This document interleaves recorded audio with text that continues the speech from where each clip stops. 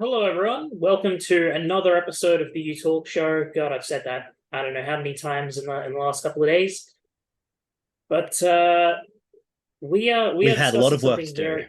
Yes, we've had a lot of work to do, but good work, hopefully. So we are continuing Justice Week, and we are asking a very important question, a question of the utmost importance, one that cannot be understated, one that absolutely, positively, undeniably needs an answer. Horst, why can't the presumption of innocence get me out of a goddamn speeding ticket? It's a good question. We used the example before of a police officer issuing a citation for speeding. And you recall that we talked about evidence. A police officer may elect to follow you at speed and determine that their speedometer says they're speeding, so you must be speeding. They may use a radar gun to determine your speed of travel. They may eyeball it. And if they eyeballed it, the presumption of innocence is on your side. But for everything else, there's MasterCard. I mean, the Evidence Act, 1995. What is the Evidence Act Okay, and how does it work? I mean, look, I can almost, let's see if I can guess how this works. So the Evidence Act basically would state, and again, I'm just guessing here, so I could very well be wrong, but I think I can guess right. The Evidence Act basically states that if verifiable evidence should come before the court, then that is to be trusted, so on and so forth, over eyewitness testimony, and that can overrule the presumption of innocence, so on and so forth. More or less? You're pretty close. So the first part of the Evidence Act, I'm going to refer to New South Wales's laws here because they're the ones with which I'm most familiar. However, every jurisdiction has a similar law with substantively similar wording. So the Evidence Act 1995, Section 141 it defines the presumption of innocence. In a criminal proceeding, the court is not to find the case of the prosecution proved unless it is satisfied that it has been proved beyond reasonable doubt. In a criminal proceeding, the court is to find the case of a defendant proved. So remember how I said there are two cases in a court? The case of the defendant is proved if it is satisfied that it's been proved on the balance of probability. That is, if the defense can demonstrate that it is more likely, even by a hair, that the defendant did not commit a crime than that they did, the court is to find the case of the defendant proved. And in a criminal proceeding, we have those words beyond reasonable doubt, and we say that the court is not to find that the case of the prosecution, so the case against the defendant, has been proved unless it's gone to that much higher standard of beyond reasonable doubt. This is underpinning the presumption of innocence. We expect that prosecution works for it. But when we then go to the same act, Evidence Act Section 146, we refer to evidence produced by processes, machines, and devices. So if you didn't get pulled over by a police officer, if your speeding ticket was issued by a speed camera, this is the section of the act that we refer to. And an example that's given is that it would not typically be necessary to call evidence to produce that a photocopier produces copies of documents that are true and accurate, because a photocopier doesn't really do anything other than that. In the same way, if you were done by a speed camera, a fixed speed camera, not a mobile speed camera, because they are calibrated every 6 months, we do not typically believe that you have to prove that the machine is working, because that is part of its routine operation. If a police officer got you with a radar, you might ask, was the radar working? But realistically, those units are also regularly calibrated. We trust devices to do the job that they were designed to do, is fundamentally how that goes. Typically more So than people, from my absolutely, understanding. absolutely. But the presumption of innocence here means that by the time that it has made it to court, there is already enough evidence to make sure that the presumption of innocence isn't in play, because I the things that guess send another you to way of court are describing that. automatic systems. They are Yeah, trusted. I guess another way of describing that would be by the time it gets to court, typically and ideally, there would be enough evidence to call into the question that innocence, and so it could not be presumed. No, nope, that's not it. It's just straight up, there's enough evidence to prove that you did it. Well, or at least they think so, because I mean, otherwise it wouldn't need to go to court. It'd be straight up, it'd just be like a filing of that evidence. Again, proving that's in court correct. using that evidence Usually is like the next step. If you're going to court for a speeding ticket from a camera, usually the reason you are doing that is to throw yourself on the mercy of the court and say, please don't take my license, I have a wife and child. Okay. So it but, depends on the case then. Depends on the case. I mean, if it's, yes, for I guess I don't know what the ratio would be, whether it be 50-50, 60-40, or 90-10 for all I know.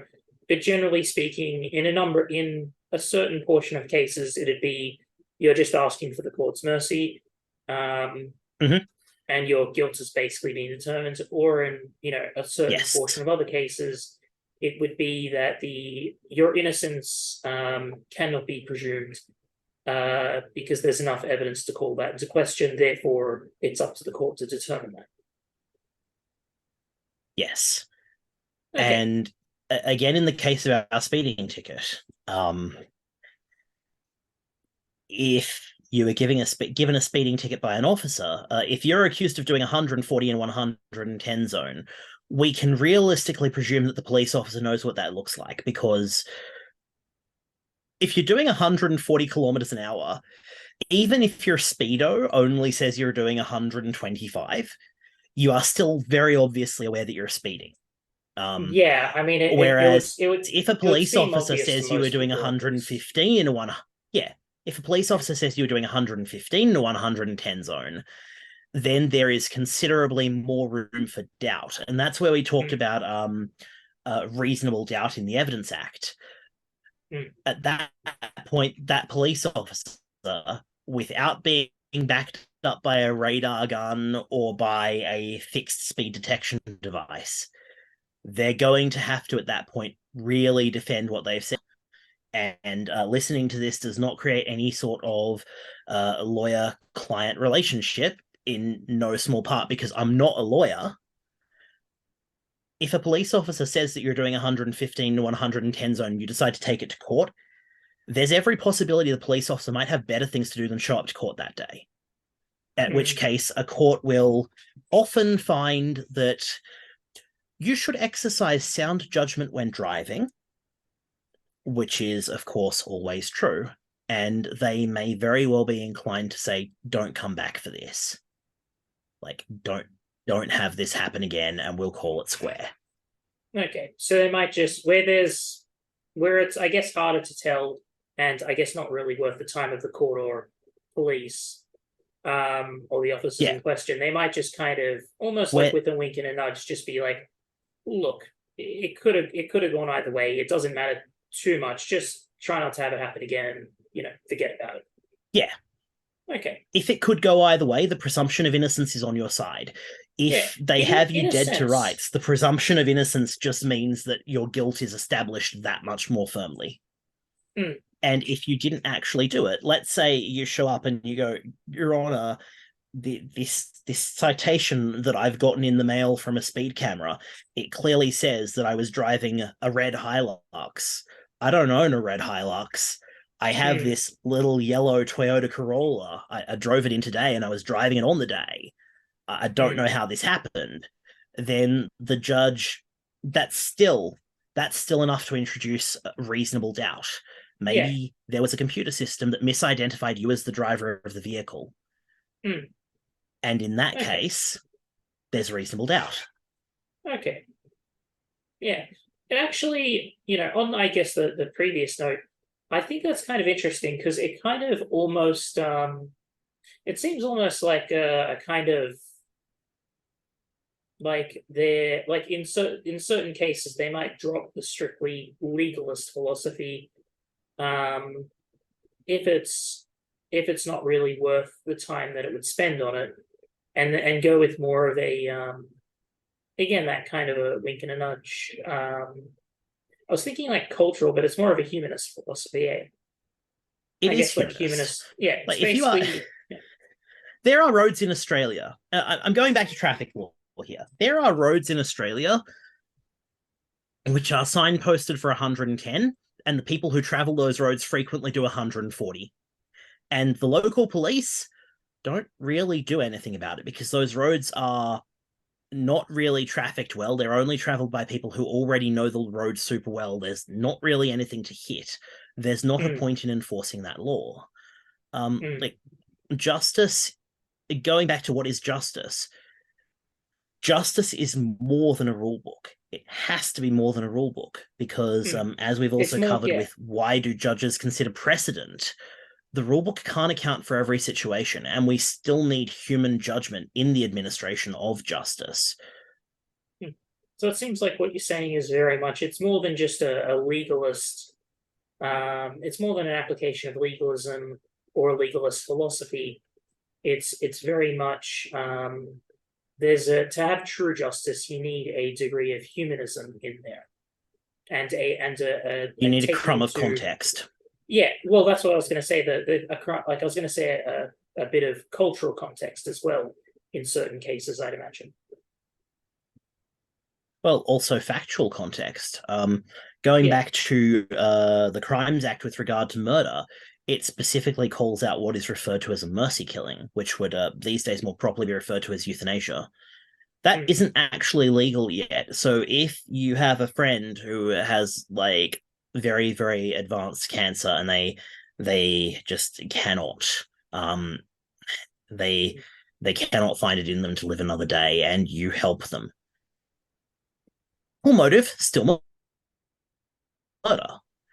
Though realistically, whether or not you see the inside of a courtroom is decided by the Crown Prosecution Service, Director of Public Prosecutions. They may find that even if they could technically win the court case, it would undermine the public faith in the justice system to send you to jail for helping your best friend of 30 years. Yeah, now that it's very interesting. It kind of harks back to the question of what is justice. Justice necessary. Justice. It isn't just an adherence to a legal system or even legal precedents or even or what the law is, but also that human element, that humanism, and within the cultural context that it finds itself in, which I find very interesting. Well, also justice isn't just a thing that you have. Justice is something that every single one of us chooses to work towards every day of our lives. Sure. Very interesting. And I think with that we'll end it. So thank you all for watching. Yeah, that almost sounds hopeful. Yeah, it does actually. Nice hopeful ending for an episode. And with that we'll catch you later. Take care. See you all later.